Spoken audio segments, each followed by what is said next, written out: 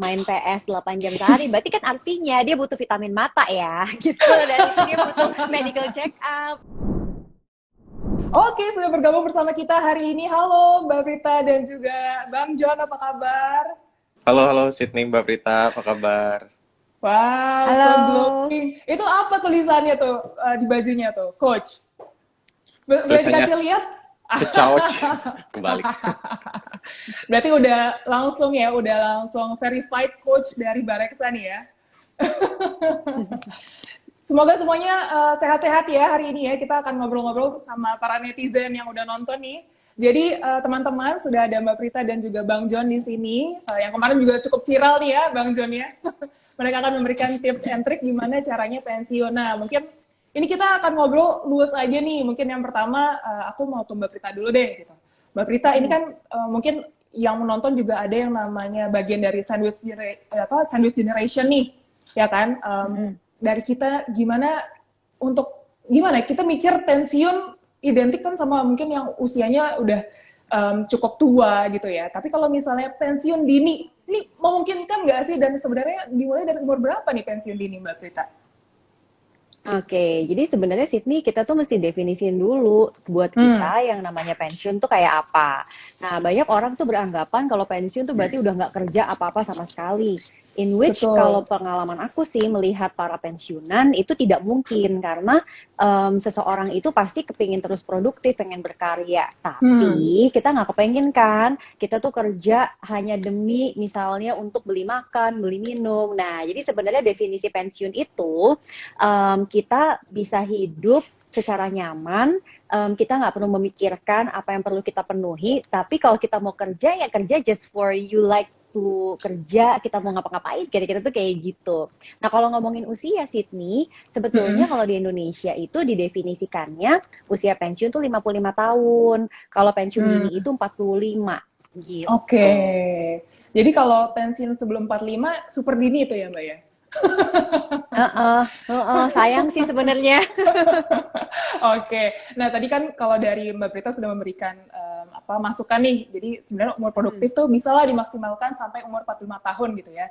Nah, kalau dari Bang John nih, aku mau ngobrol ke Bang John sekarang. Bang John, untuk dirimu sendiri kan kamu masuk generasi millennials nih ya. Masih ada usia rentang durasi untuk mempersiapkan ke pensiun dini yang tadi udah disebutkan sama Mbak Prita nih. Nah, dari dirimu sendiri tuh kamu udah mulai nabung nggak sih untuk persiapan pensiun dini versi Jonathan M atau gimana nih? Sudah mulai nabung kok, sudah mulai nabung. Jadi kalau aku kan sebenarnya suka main game ya. Jadi memimpikan ada masa di mana aku bisa main PS itu 8 jam sehari. Wow, jadi profesi. Tapi ya itu, jadi di satu sisi juga kerja tetap kayak kata Mbak Prita tadi, kerja juga kerja, tapi nggak ngoyo-ngoyo amat gitu kan, harus lembur atau apa. Kerjanya lebih ke aktualisasi diri gitu. Ketika kita ingin bekerja, ya udah bekerja. Tapi juga ada waktu banyak yang fleksibel bisa kita gunakan untuk apapun gitu loh. Mau bersantai buat keluarga juga bisa, atau mau menekuni hobi, atau mau dipakai buat jalan-jalan juga bisa, tanpa ada perlu mikirin, aduh, ntar kalau jalan-jalan nggak kerja, duit habis gimana gitu loh. Iya, benar. Oke, jadi kalau misalnya dari kalian nih gimana nih? Misalnya seberapa penting sih, apa sangat super pentingkah untuk kita nih untuk mempersiapkan pensiun dini yang nantinya ya kita udah tahu nih kita nggak akan kerja seumur hidup gitu ya. Jadi untuk Mbak Prita dan juga Bang John sendiri gimana nih menurut kalian? Kayak penting banget nggak sih? Apa kayak itu nanti aja lah saya dipikirin atau gimana nih?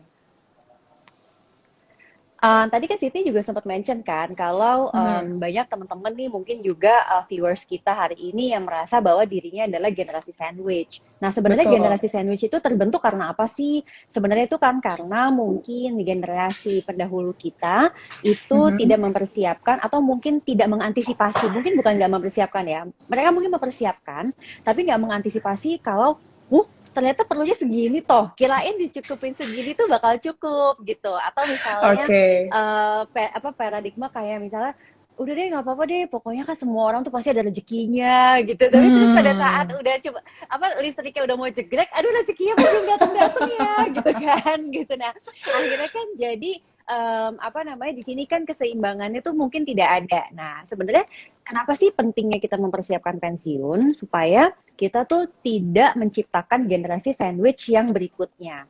Aku yakin Joni juga sepakat ya, yang namanya kita hidup itu kan kita tuh nggak pernah tahu ya takdir kita tuh nanti gimana, apakah mungkin nanti kita berkeluarga, apakah kita mungkin nanti ada anak, ataukah kita anaknya 1, 2, 3 atau bahkan 5, atau misalnya nanti dikasih sakit, kita kan nggak tahu gitu loh.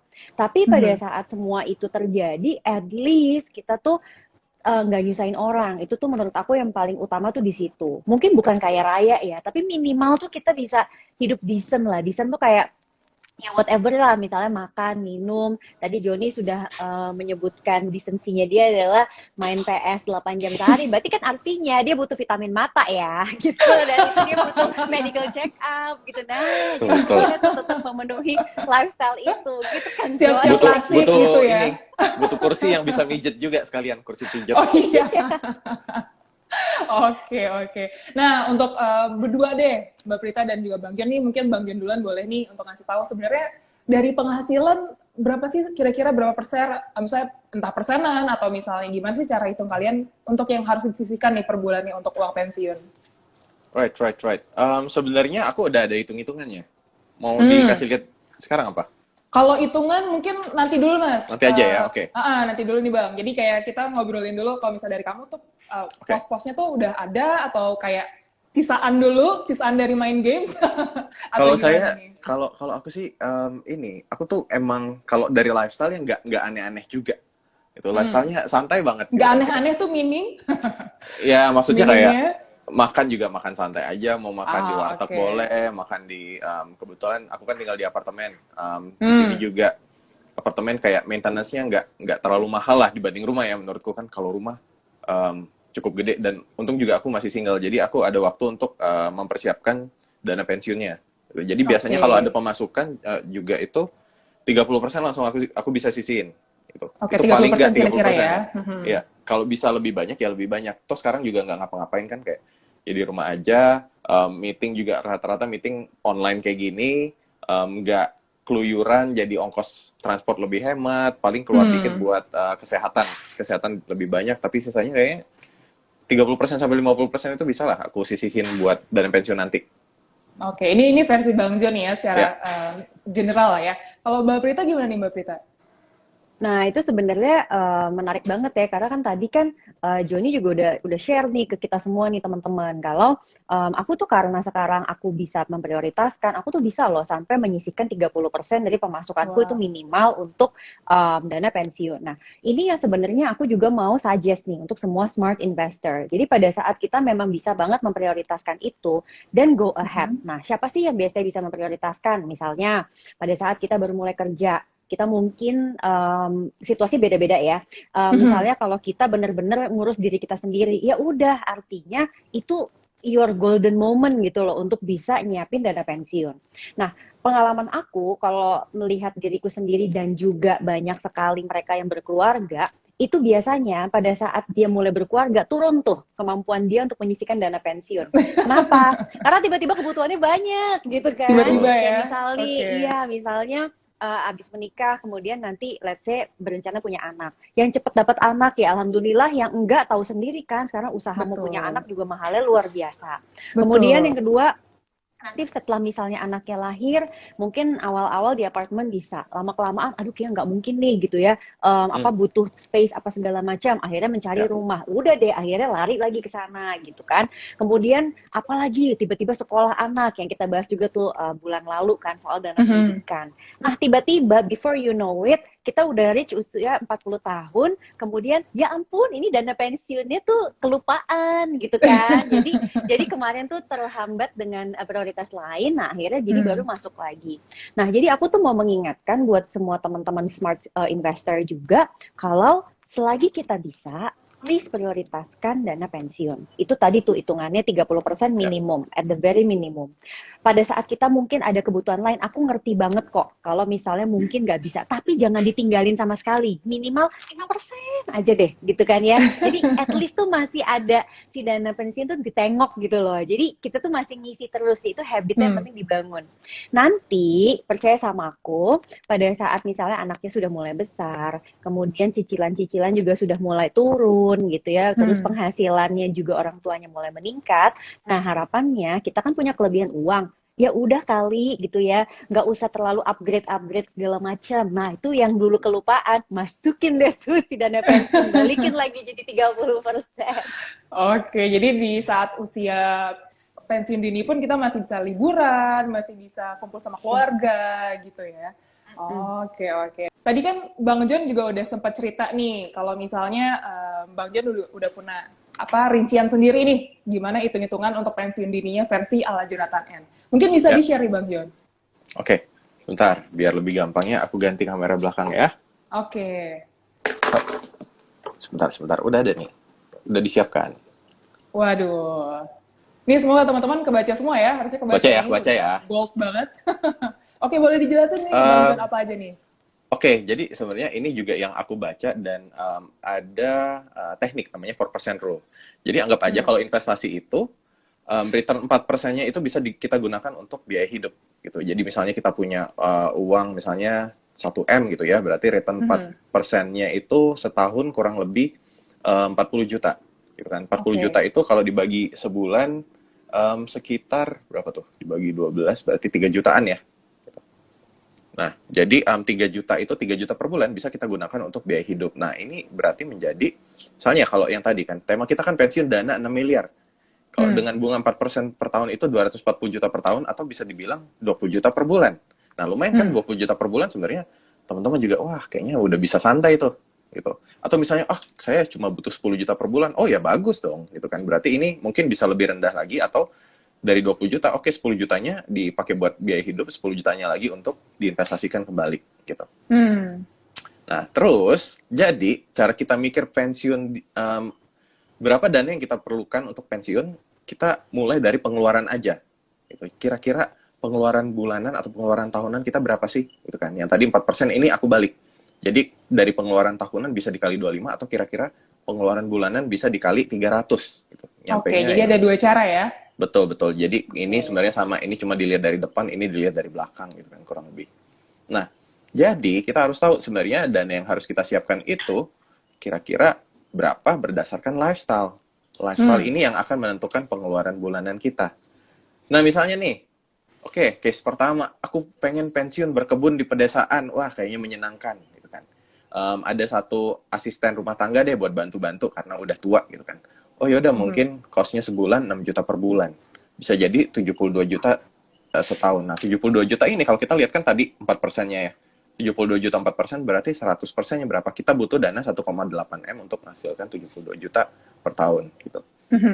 Nah terus atau misalnya case 2, saya mau fancy. Ya. Saya mau pensiun traveling keliling dunia sama pasangan juga gitu kan. Nah, mungkin ini jadi, mungkin 30 juta per bulan nih, 30 juta per bulan, mungkin travelingnya 2 bulan, 3 bulan sekali ya, keluar negeri, masih bisa gitu kan. Setahun 360 juta. Nah, kalau kita lihat ini 360 juta ini 4%-nya, berarti kita butuh dana 9M untuk bisa menghasilkan return seperti itu. Nah, jadi yang pengen aku kasih tahu dari case 1 dan case 2 ini adalah lifestyle yang kalian yang kalian mau di saat pensiun nanti itu yang akan menentukan berapa besar dana investasi yang kalian butuhkan.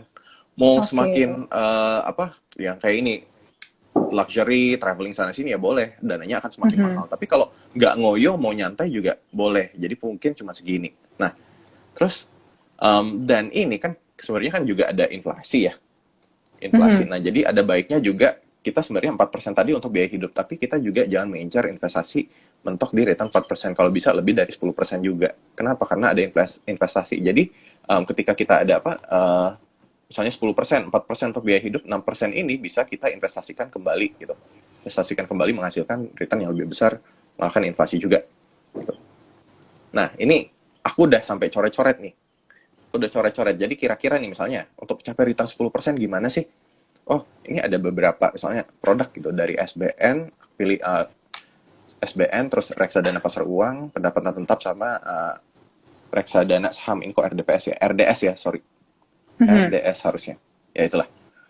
Nah, misalnya kalau SBN returnnya 5%, RDPU 6%, misalnya RDPT 10%, reksadana saham 15%. kalau dikasih kita alokasi uang kita bagi ke SBN 10%, RDPU 10%, pendapatan tetap 50% sama reksadana saham 30% di total-total.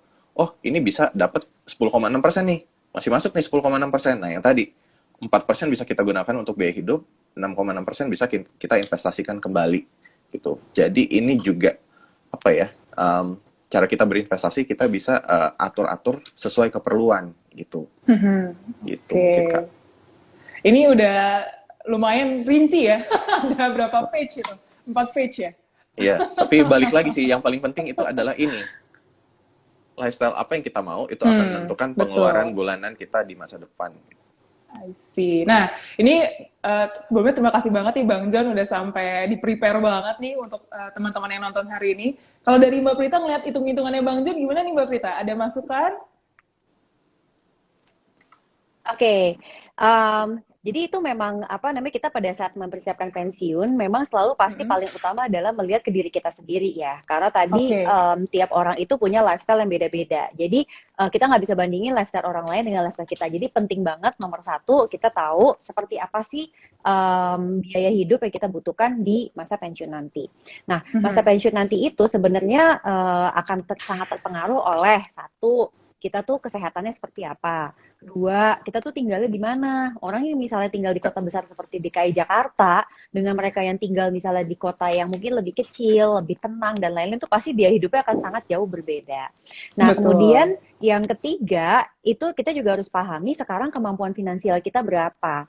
Jadi kayak tadi aku bacain komen-komen di sini, aduh kok kayak jauh banget. Ya, yeah, that's why kita kembali lagi sesuai dengan kekuatan finansial kita masing-masing gitu. Jadi kalian nggak usah khawatir gitu. Artinya kalau saya nggak punya uang 6 miliar berarti saya nggak bisa pensiun. Bukan begitu. Tetapi kalau kalian misalnya memang membutuhkan uang sampai dengan misalnya tadi 10 juta atau 20 juta per bulan, ya kalian butuhnya segitu. Tapi kalau kalian tidak butuh segitu, nggak usah juga jadi kayak insecure gitu loh. Tenang aja, karena nanti tergantung kita tinggalnya di kota-kota mana, itu akan sangat berpengaruh. Nah, kalau misalnya terkait tadi, mungkin ada yang nanya itu 4% itu dari mana sih dan lain-lain. Jadi aku cerita sedikit ya tentang teori dana pensiun. Jadi dana pensiun itu sebetulnya asal muasalnya itu kan awalnya itu dari Social Security tuh kalau di Amerika Serikat. Kalau di Indonesia itu kita mungkin kenalnya juga dengan yang jaminan dari pemerintah gitu ya. Tapi kan sayangnya itu mungkin kurang. Jadi kan kita mesti punya sendiri nih. Nah, 4% itu adalah perhitungan yang dilakukan oleh William Bangen namanya.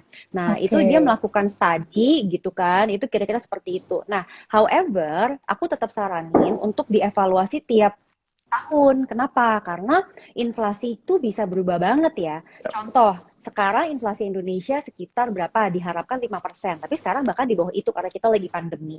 Tapi kalau kita berbicara 10 tahun yang lalu, inflasi Indonesia itu 2 digit gitu misalnya kayak gitu. Nah, jadi oleh sebab itu teman-teman, evaluasi itu harus dilakukan setiap saat. Gitu. Itu penting banget pada saat kita mempersiapkan dana pensiun.